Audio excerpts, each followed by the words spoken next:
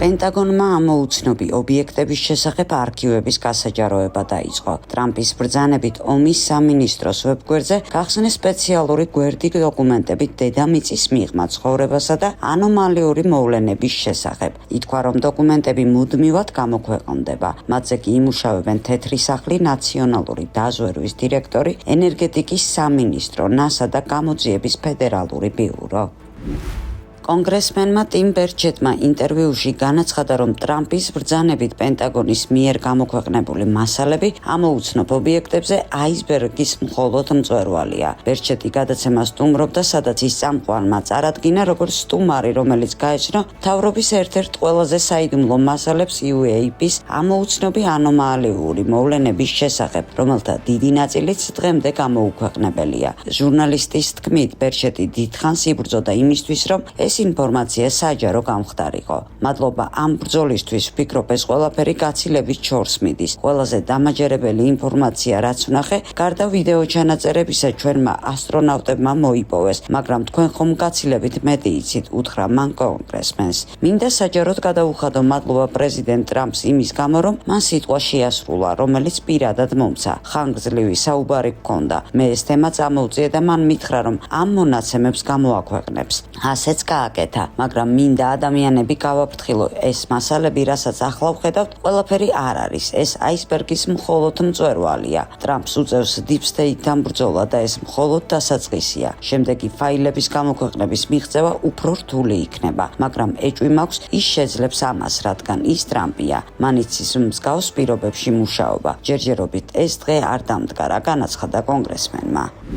ფრანგი პოლიტიკოსი ჟან-ლუკ მელანშონი, რომელსაც 2027 წლის საპრეზიდენტო არჩევნებში მონაწილეობა უნდა, ფიქრობს, რომ საფრანგეთმა ნატო უნდა დატოვოს. ჟურნალისტის კითხვაზე დატოვებს თუ არა საფრანგეთი ნატოს, თუ კი მელანშონი პრეზიდენტი გახდება, პოლიტიკოსმა უპასუხა: დიახ, რა თქმა უნდა. აუცილებლად, რადგან ნატო არაფრის მაგნისია, ამიტომ ჯობს ის დავტოვოთ. მისი ფუნქცია ერთადერთია, ვყავდეთ ჩრდილო ამერიკელების მეურვეობის ქვეშ. სულ ესაა. ბატონ სარკოზიმდე არავის მოსვლია აზრად ნატოს გაერთიანებულ სამხედრო სარდლობაში დაბრუნება. დეგოლმა კი ყველაფერი ისე გააკეთა, რომ ნატო ჩვენ საქმეებში არ ჩარეულიყო. ყველას ესმოდა, რომ აღარ ვიყავით ალიანსის წევრები, ჩვენ გავიყვანეთ ამერიკული ბაზები საფრანგეთიდან. ამიტომ, როდესაც მე პრეზიდენტი გავხდები, როგორც თქვენ ამბობთ, ჩვენ აღარ ვიქნებით ნატოს წევრები, მაგრამ უხეშად არ ვიმოქმედებთ. ეტაპობრივად გადავდგავთ ნაბიჯებს. ჯერ გამოვალთ გაერთიანებული სარდლობიდან და ვეტყვით ყველას, რომ ნატოს წევრები აღარ ვართ და გავიმეორებ, ჩვენ დისტანცირდებით ყველა საერთო შეიარაღებისგან ამერიკულ არმიასთან, განაცხადა მელანშონმა. ჯანდაცვის მსოფლიო ორგანიზაციის ხელმძღვანელმა ტედროს გებრეიესუსმა განაცხადა, რომ მგზავრებისთვის, რომელთა ევაკუაციაც განხორციელდა საკრუიზო ლაინერიდან ჰანტა ვირუსის ანდესის გამო, რეკომენდირებულია 42 დღიანი კარანტინი. ნიდერლანდების დროშიანი ხომალდი ტერენიფში შევიდა მას შემდეგ, რაც მასზე მგზავრებს შორის იშვიათი ვირუსი გავრცელდა. ჯანდაცვის საერთაშორისო სამსახურების მონაცემებით 3 ადამიანი გარდაიცვალა. ცოლ-ქმარი ნიდერლანდებიდან და გერმანიის მოქალაქე ქალი. ესპანეთის ხელისუფლებამ კვირას დილით ბორტიდან მგზავრების ევაკუაცია დაიწყო. ისინი ცისფერი დამცავი უნიფორმებით გადასვეს მცირე ზომის ნავებზე, გრანადიალის პორტში, შემდეგ კი სამხედრო ავტობუსებზე ტენერიფეს აეროპორტისგან, დანაც რეპატრიაციული რეისებია ორგანიზებული. პირველი ბორტით 14 ესპანელი ჩაიყვანეს მადრიდში, სადაც ისინი კარანტინს სამხედრო ჰოსპიტალში გაივლიან. ცალკე რეისი 27 მგზავრით გააგზავნეს ნიდერლანდებში. მათ შორის არიან ბელგიის, საბერძნეთის, გერმანიის, გვატემალის და არგენტინის მოქალაქეები. განაცხადა სამოქალაქო დაცვის სამსახურის ხელმძღვანელმა ვირჯინია ბარკონესმა.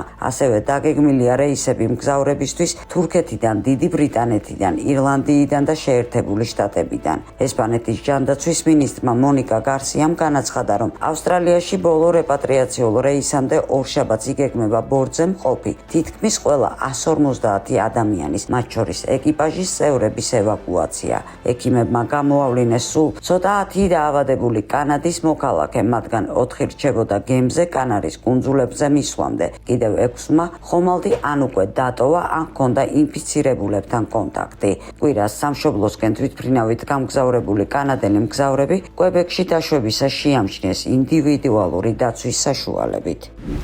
Თუკი თქვენი შვილი არ მოგეწონება, შეგიძლიათ გაჩენის შემდეგ თავიდან მოიშოროთ. ესაა SOS-ის სასწრაფო სიგნალი ნიდერლანდებიდან. ყველა იმედი დავკარგეთ. გთხოვთ დაგვეხმაროთ. ნემოვუწოდებ მსოფლიო თანამეგობრობას მიიღოს ზომები იმ საშინელი სენის წინააღმდეგ, რომლითაც ნიდერლანდების ხელმძღვანელობა დაავადდა. დღეს საღამოს ქვეყნის პარლამენტმა განიხილა ახალი კანონი, რომელიც ორ კაცს შესაძლებლობას მისცემს დნმ-ის მასალა წარმოადგინოს ორი კაცის საერთო ემბრიონის შესაქმნელად, უფრო ზუსტად ორი კაცის საერთო ბავშვის ემბრიონის შესაქმნელად. ასევე მარტოხელა ადამიანს საკუთარი თავის განაყოფიერების საშუალებას მისცემს ერთი ბიოლოგიური მშობლის კვერცხუჯრედისგან.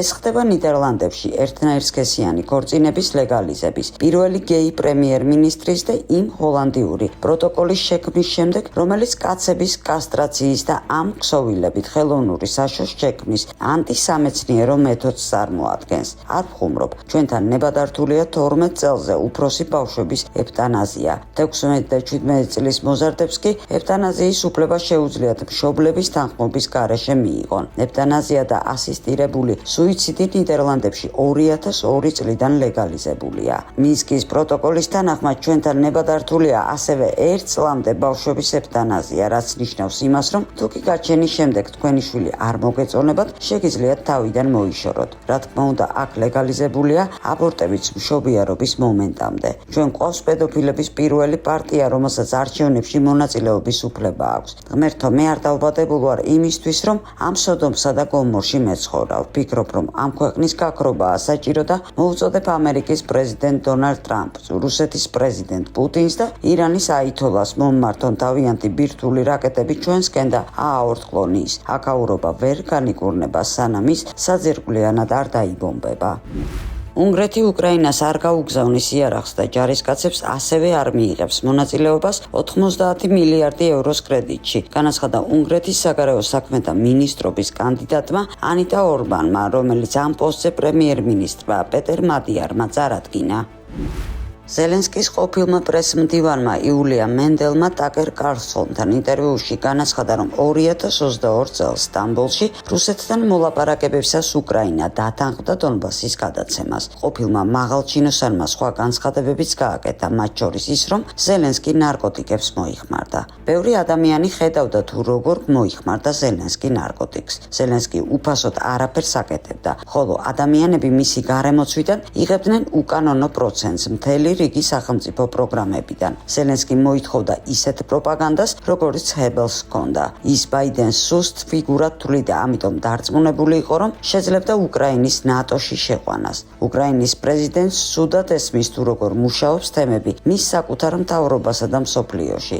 ზელენსკის გუნდს მიაჩნია, რომ ხელისუფლებაში სამუდამოდ მოვიდა. ზელენსკი ვერ აკონტროლებს საკუთარ ემოციებს და ერთ-ერთი ყველაზე დიდი დაბრკოლებაა მშვიდობის გზაზე. ომის დასრულება მისთვის თვითმკვლელობის ტოლფასია, განაცხადა იულია მენდელმა.